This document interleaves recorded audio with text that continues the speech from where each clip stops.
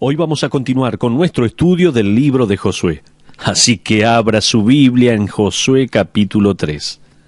Mientras los israelitas planeaban entrar a la tierra prometida, hay algo que tiene que quedar bien en claro, y se trata del mismo punto que nosotros debemos comprender si queremos tener una vida cristiana victoriosa. Josué capítulos 3 y 4 no nos van a dar varias maneras de experimentar la victoria en la vida cristiana.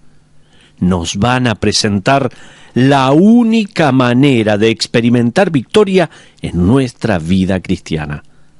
Era importante para los israelitas y es importante para nosotros el notar no solo lo que Dios hizo, sino el por qué y qué fue necesario para llevarlo a cabo.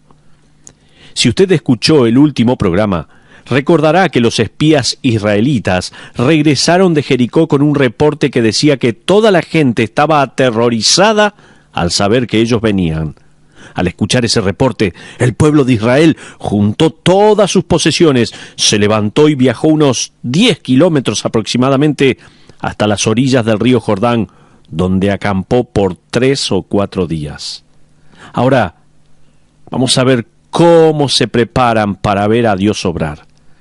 Mientras el día de cruzar el Jordán se acercaba, Josué, al contrario de lo que hacían los líderes militares, él dice al pueblo, no que alisten sus armas y lustren sus escudos, sino que se santifiquen, porque al otro día verían la mano de Dios.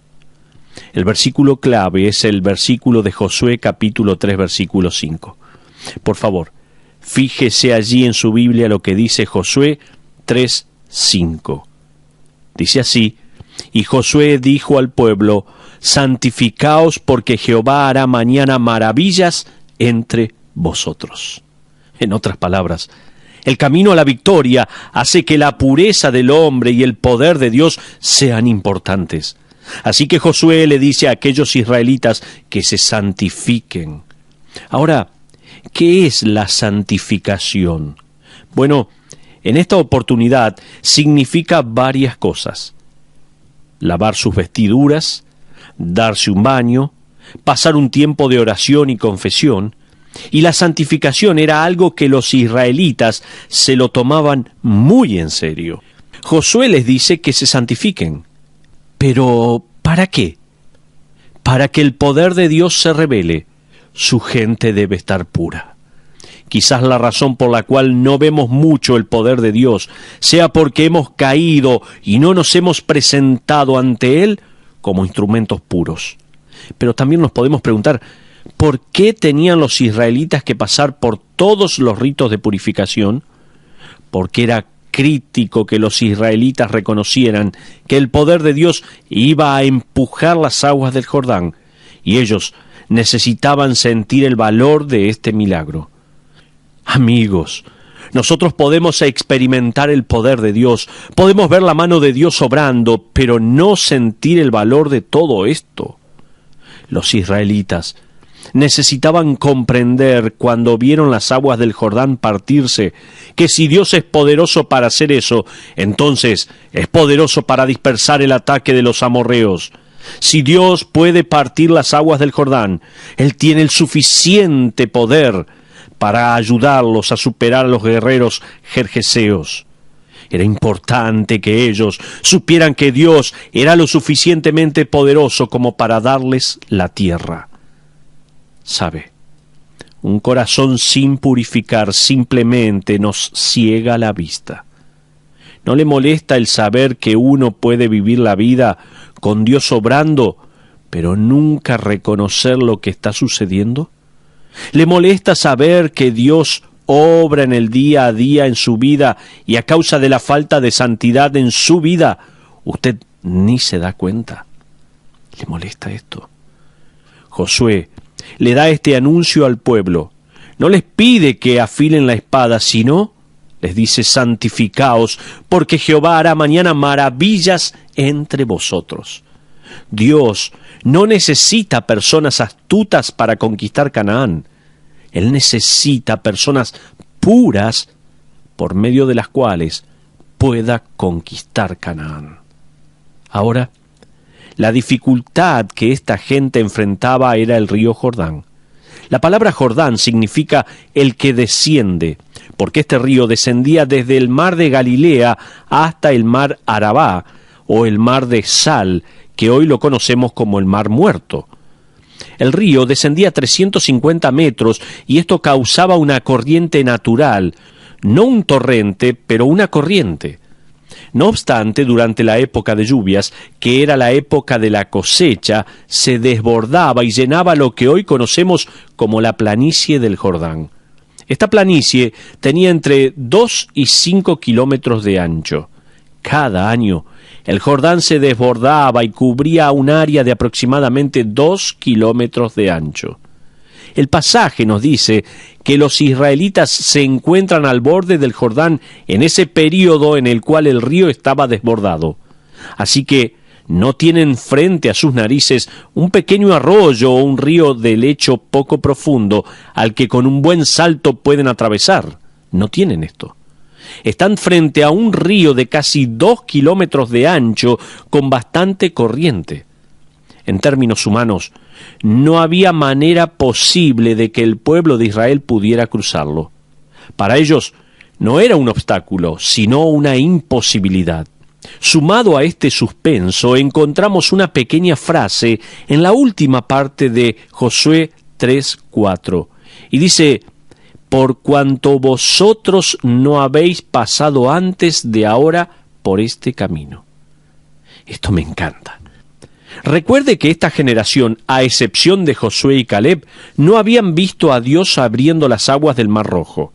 No tenían ninguna experiencia de la cual podían decir: vimos a Dios hacer algo así antes, así que sabemos que Él lo puede hacer también ahora. No conocían esto.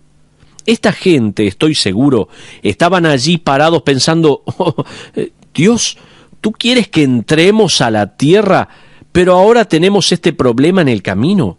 Tiene casi 2 kilómetros de ancho y es profundo. No somos tan buenos nadadores y desde ya que nuestros hijos no lo son, sin mencionar nuestro ganado y todas nuestras pertenencias. Esto tal vez estaban pensando los israelitas. Pero ahora veamos el rol clave en Josué 3:6. Este río era un problema mayor para los israelitas. Creo que esta es la razón por la cual debemos entender la importancia del Arca del Pacto. Fíjese lo que dice Josué 3:6. Dice así la palabra: y habló Josué a los sacerdotes diciendo: tomad del Arca del Pacto y pasad delante del pueblo. Y ellos tomaron el Arca del Pacto y fueron delante del pueblo. Los sacerdotes se pusieron en la primer fila. Ahora, lea conmigo versículos 9 y 10. Dice allí la Biblia: y Josué dijo a los hijos de Israel: acercaos y escuchad las palabras de Jehová vuestro Dios. Y añadió Josué: en esto conoceréis que el Dios viviente está en medio de vosotros, y que Él echará de delante de vosotros al cananeo, al eteo, al heveo, al fereceo, al gergeseo, al amorreo y al jebuseo. Versículos 11 y 12 también dice allí la palabra: he aquí el arca del pacto del Señor de toda la tierra pasará delante de vosotros en medio del Jordán. Tomad pues ahora 12 hombres de las tribus de Israel, uno de cada tribu. Ahora, el arca del pacto está guiando al pueblo en el camino a seguir. Ellos sabrán en un momento la razón. Fíjese lo que dice allí la palabra de Dios en los versículos 13 y 14. Lo leo.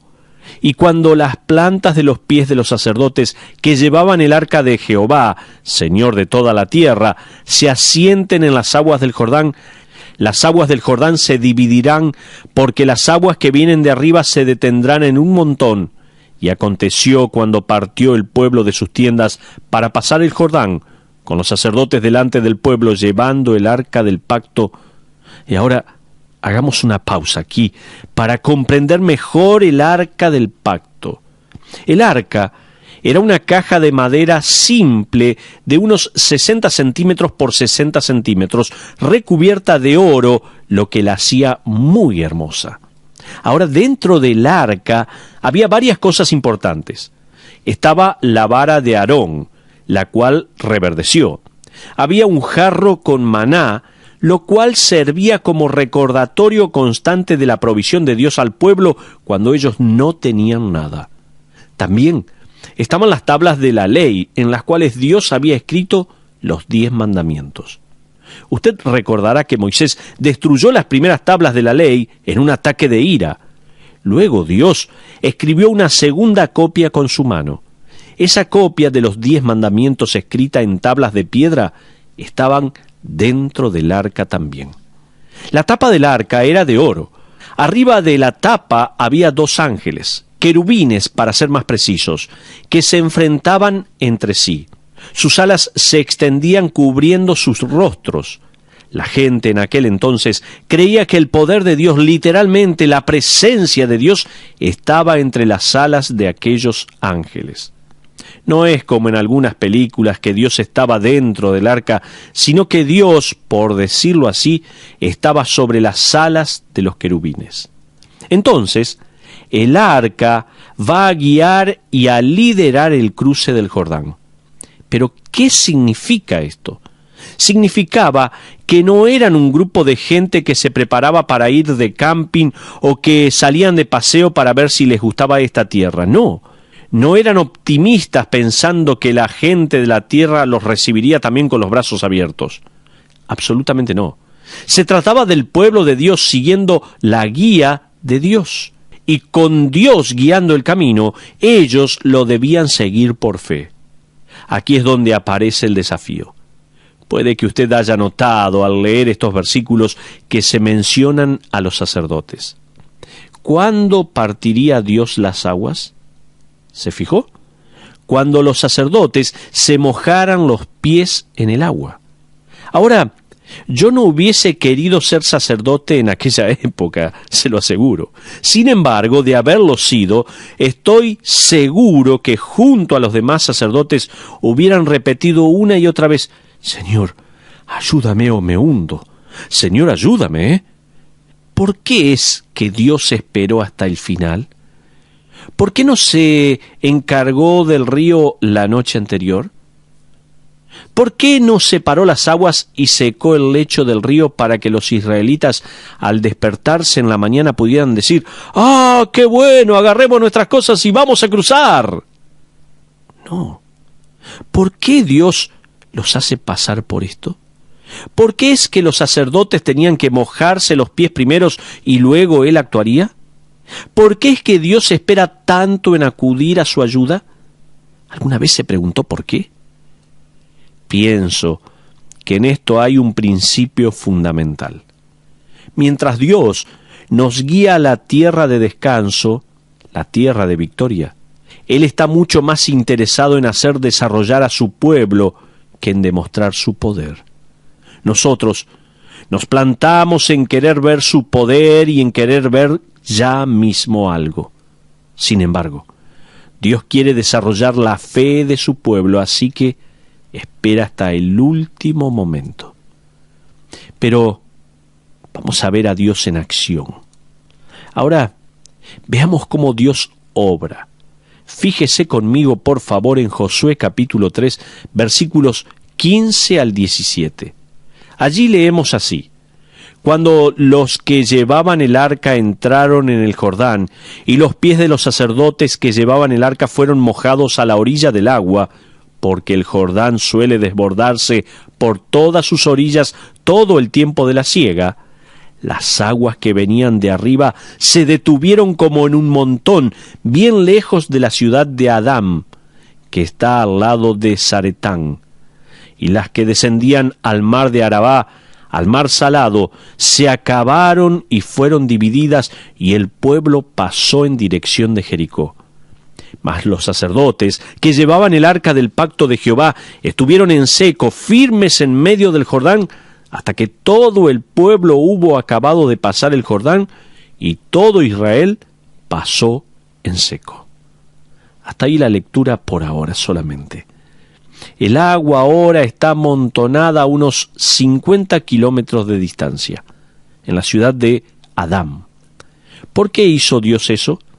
Yo pienso que lo hizo para que esta montaña de agua fuera un testimonio de su poder y también para que sirviera como una advertencia de mi pueblo está en camino. Esto dio a la gente de la tierra otra oportunidad de arrepentirse y dejar de lado sus armas. Ellos verían a Dios viniendo.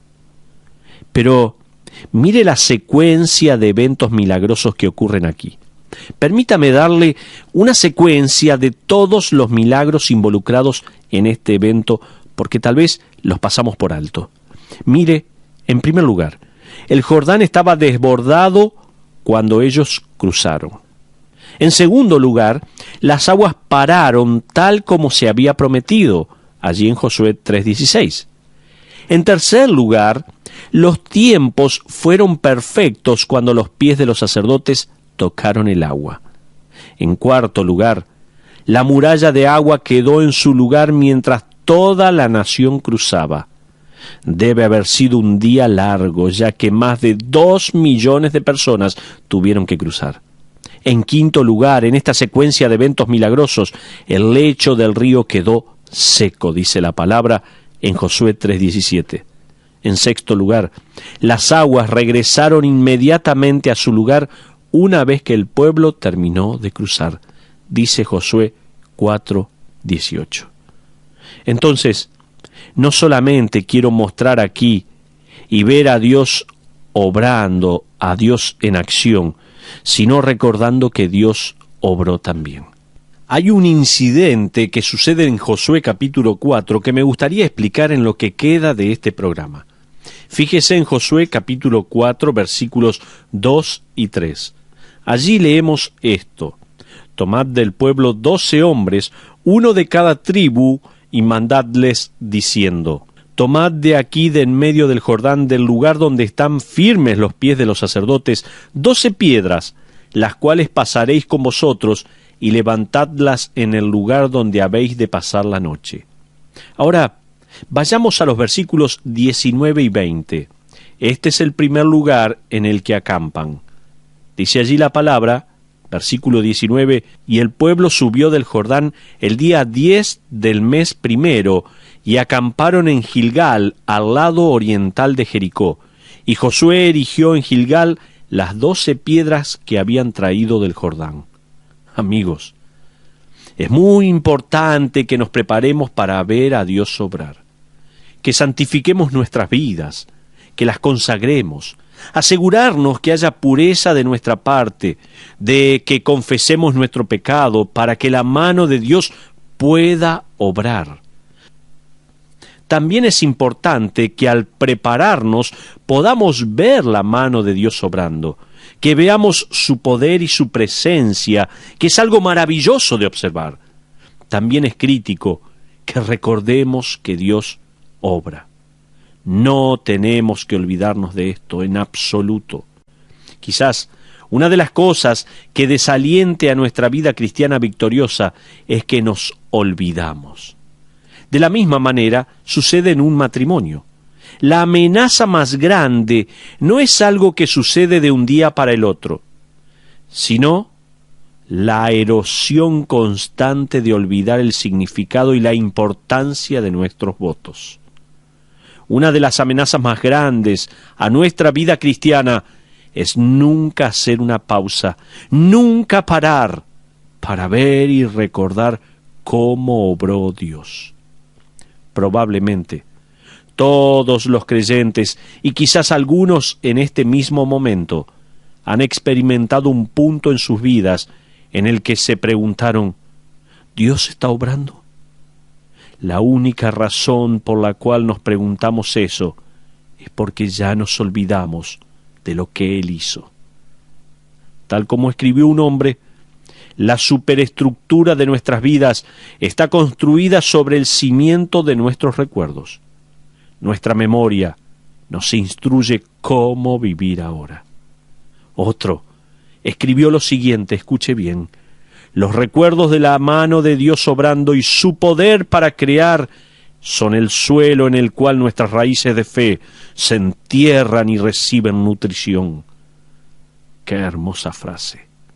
Ahora, la indicación de Dios a Josué fue muy clara. Fíjese lo que dice Josué 4, versículos 21 al 23. Él repetiría este mensaje. Dice: y habló a los hijos de Israel diciendo: cuando mañana preguntaren vuestros hijos a sus padres y dijeren: ¿qué significan estas piedras?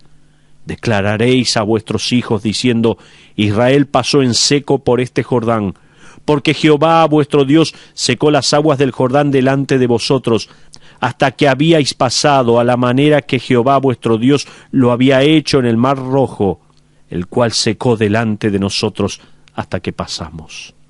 Y aquí hay ahora un monumento de piedras. El pueblo de Israel erigió un monumento, un memorial de piedra. ¿Por qué es esto importante?, nos podemos preguntar. Permítame darle varias razones. En primer lugar, tome nota. Los monumentos memoriales nos ayudan a no olvidarnos. Yo puedo estar tan preocupado con mis problemas actuales que me olvido de que Dios en el pasado me proveyó de los recursos necesarios. La razón por la cual esto sucede es que nosotros, como seres humanos, solemos recordar lo negativo y catalogamos las derrotas. Tenemos los fracasos y las derrotas alojadas en orden alfabético en nuestra mente. Son tan constantes en nuestra mente que cuando nos enfrentamos a un problema, ¿qué es lo primero que nos viene a la mente? ¿Sabe qué? Los fracasos y las derrotas. Como resultado, continuamos propagando una vida de derrotas. Por eso es importante un memorial para no olvidarnos. Una segunda razón por la cual el memorial de piedra es importante es porque nos recuerda de la importancia de agradecer. Dios proveería en un sinnúmero de veces y en situaciones imposibles. Quizás hoy mismo usted esté en medio de una situación imposible. Yo no sé qué será, pero usted sí lo sabe. Ese momento en el pasado en el que Dios obró, en lo que parecía imposible, le da una oportunidad de hacer una pausa y agradecerle a Dios por lo que Él ha hecho. Muchas veces nos enfocamos en pedirle a Dios que haga algo ahora y nos olvidamos de alabarle por lo que Él ha hecho con anterioridad. Así que es muy importante un memorial para no olvidarnos, pero también para agradecer a Dios. Y en tercer lugar, la tercera razón que me parece que es muy clara en este pasaje es que la gente sería desafiada a compartir esta historia con la próxima generación. ¿Sabe? Varios años después, en el parque de conmemoraciones de Gilgal, esa columna de 12 piedras sigue en pie. Un padre israelita llega al lugar con uno de sus hijos. El niño le pregunta: «Papá, ¿qué son esas piedras? ¿Para qué están allí?» El padre puede responderle: «Permítame contarle qué es lo que sucedió. Aquí es donde Dios se hizo presente con su poder, para que nosotros hoy podamos disfrutar todo lo que tenemos». ¿Qué van a escuchar nuestros hijos de nuestros labios?, me pregunto. ¿Van a escuchar que vale la pena seguir a Dios? ¿Qué van a escuchar sus hijos de sus labios? ¿Qué están escuchando sus hijos? ¿Van a escuchar que Dios es poderoso? ¿Van a escuchar que uno puede confiar en Dios? ¿O van a escuchar una larga lista de quejas, derrotas y palabras de desánimo?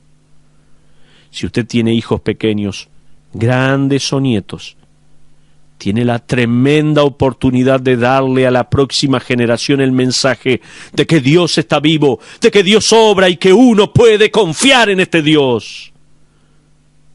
Ahora, me gustaría ir un poco más allá. En términos prácticos, porque pienso que todos tenemos el mismo problema de olvidar las cosas. Me gustaría sugerirle que comience a construir algo a lo que podemos llamar una vitrina para trofeos. En esta vitrina Vamos a poner los juveniles del poder de Dios y de su presencia. Puede ser un diario en el cual usted escriba las cosas. Puede ser un archivo en su computadora. Puede ser escribir canciones. Puede ser incluir estos momentos en su lista de oración.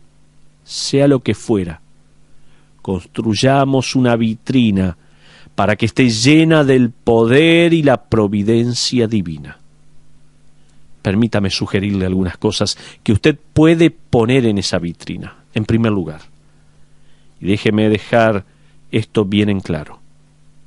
Rechace poner cualquier derrota personal o fracaso. ¿Por qué? ¿Porque las queremos ignorar? No. El problema no es que ignoremos esas cosas, sino que muchas veces no las podemos olvidar. Siempre van a estar allí. Así que no necesitamos escribirlas.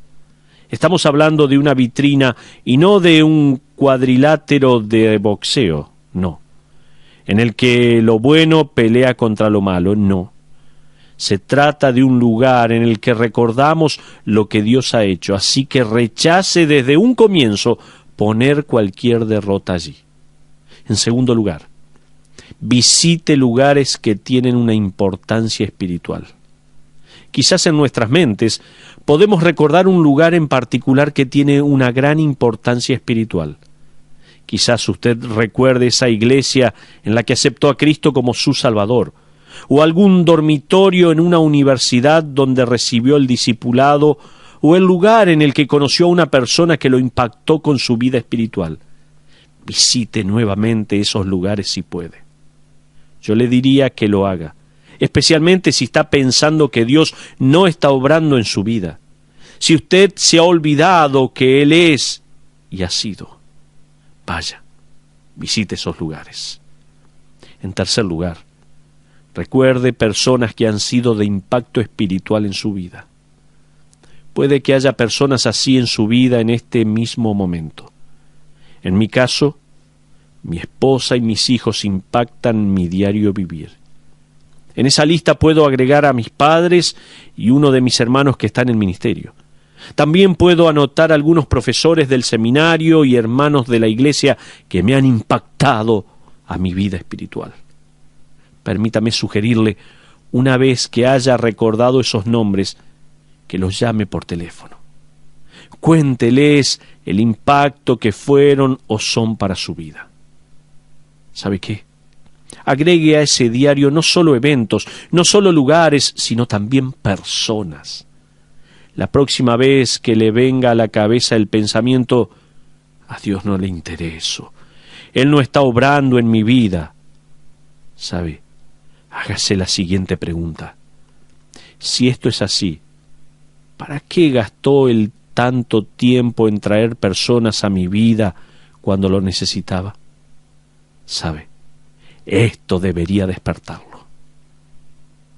Cuando venga ese mal pensamiento a su mente de que Dios no está obrando, piense cuántas personas pasaron a su lado, invirtiendo tiempo y su propia vida en usted. Y Dios está pensando en usted, va a venir a su mente. Permítame sugerirle en cuarto lugar que recuerde y avive esos momentos de decisiones espirituales. ¿Recuerda cuándo levantó la mano? ¿Cuándo estuvo presente en ese fogón? ¿Cuándo se levantó de su asiento y le dijo que sí a Dios? Quizás usted recuerde el momento en que le entregó su carrera o dedicó su familia al Señor. Renueve y avive esos momentos, por favor. Hace unos años regresé a la casa en la que me crié. Mis padres vivieron en la misma casa por 19 años. Me crié allí con mis hermanos y viví en esa casa hasta que me fui a estudiar a la universidad. Luego mis padres se mudaron. Hay un lugar muy especial para mí en esa casa y creo que Dios me motivó a regresar a ese lugar. Así que cuando mi familia se fue a visitar a mis padres, decidí ir a esta casa. Llegué y, por supuesto, si usted regresó alguna vez al lugar de su niñez, sabrá que todo parecía estar diferente. ¿No es así? El jardín de adelante era tan pequeño, sin embargo yo recuerdo haber jugado al fútbol allí. También tenía césped, lo cual es de por sí un milagro para mí, ¿no? Cuando éramos chicos nunca había césped. Me dirigí a la puerta y di unos golpes, y una joven me respondió. Parecía tener unos 20 años más o menos y tenía un bebé en sus brazos. Yo le dije, sintiéndome extraño desde luego, «¿Sabe? Me crié en esta casa. ¿Podría entrar?» Y ella respondió, «Claro que sí». En ese momento me puse medio nervioso en pensar cómo se vería mi dormitorio. Al caminar por la casa, todo parecía mucho más pequeño de lo que yo recordaba. Subí las escaleras, giré a la izquierda y entré al que había sido mi dormitorio. Quería entrar allí por una sola razón. Me paré en el lugar en el que cuando tenía 18 años me puse de rodillas y le dije a Dios, «Señor, quiero entregarte mi vida en este mismo momento». Me quedé allí parado hasta que la joven se puso nerviosa y tal vez se puso a dudar de mi salud mental. Le expliqué de qué se trataba mi visita y me fui. Ahora, esa visita significó muchísimo para mí y me impactó. Yo le sugeriría que haga lo mismo, si es posible. Si no lo puede hacer, al menos recuerde los lugares en los que tomó decisiones espirituales. Recuerde las personas que lo impactaron y recuerde esas decisiones que cambiaron su vida. Permítame hacer una última sugerencia. Registre los momentos de victoria espiritual. Registre los momentos de victoria espiritual. ¿Recuerda el momento en que Dios le respondió una oración? Seguramente. Al igual que yo, usted no recuerde qué oró el mes pasado. Probablemente sucedió, hubo una respuesta, pero a usted le pareció algo insignificante. ¿Sabe qué? Anote las respuestas de oraciones también. Anótelas allí en su vitrina. Quizás recuerde el momento en que un ser querido por el cual usted oró por mucho tiempo se convirtió a Cristo. Tal vez recuerde una vez que justo que lo necesitaba recibió dinero. Recuerde esos momentos en los que Dios se hizo presente y anótelos. Recuerda momentos oscuros en los que se encontraba en un valle y Dios le dio versículos especiales para la ocasión. ¿Leyó nuevamente esos versículos? Por naturaleza nosotros recordamos el valle, recordamos la oscuridad de la noche. A causa de ello, el dolor, el desánimo y la tristeza están frescos en nuestra mente. Combata esos con recuerdos frescos de lo que Dios hizo en su vida. A veces me gusta imaginar que el rey David tenía una vitrina con trofeos. Él era un hombre, y como todo hombre, no le costaba nada guardar trofeos. Algunos de ustedes aún tienen ese trofeo de cuando eran niños y ganaron alguna competición, aunque sea de ajedrez, ¿no? A veces pienso si David tenía una vitrina. ¿Cómo sería? Quizás él tenía una alfombra hecha con la piel de ese oso que mató cuando era jovencito. En una pared en particular él tendría una gran armadura, también el casco de un filisteo y una gran lanza perteneciente a Goliat. Me imagino que una de las posesiones más preciadas era un instrumento de cuero colgado en una pared, la honda, que él usó para derribar al gigante. Tal vez en algún cajón haya un trozo de tela, ese trozo que cortó de la túnica de Saúl. Se trata de una gran muestra de la gracia de Dios en su vida. Le pregunto, ¿a dónde guarda usted sus recuerdos del poder de Dios? ¿Los escribe en un diario? ¿Los repite en oración a Dios? ¿Los canta o tal vez se los olvida? Era tan importante para Dios que los israelitas recordaran este milagro que dijo, quiero que tomen 12 piedras comunes. A propósito, en esto encontramos un principio. Los monumentos o memoriales no necesitan ser majestuosos para ser importantes. Pueden ser tan solo una montaña de piedras, ¿se da cuenta? Para el mundo, posiblemente sus oraciones son así de simples. Tal vez eso es lo que piensa el mundo. La manera en que Dios se hizo presente en su vida probablemente no produzca gran asombro en otros. Usted tal vez preguntará, ¿escucharon lo que Dios hizo? Y nadie le preste atención. Sin embargo, entre usted y Dios, estas cosas no tienen precio. ¿Tiene alguna manera de recordar el obrar de Dios en su vida? Quizás sea hora de comenzar. Al hacerlo, de la misma manera que Josué capítulo 4 concluye, podemos decir, en el valle, en el tiempo de dificultades, al mirar los trofeos, podemos saber que la mano de Jehová es poderosa, para que temáis a Jehová vuestro Dios todos los días. Ojalá que esto nos ayude a recordar todo lo que Dios hizo por nosotros y a refrescar nuestra mente, nuestra memoria y ver el obrar de Dios que no se ha detenido. Que Dios nos ayude en este momento de decisión. Que Dios le bendiga.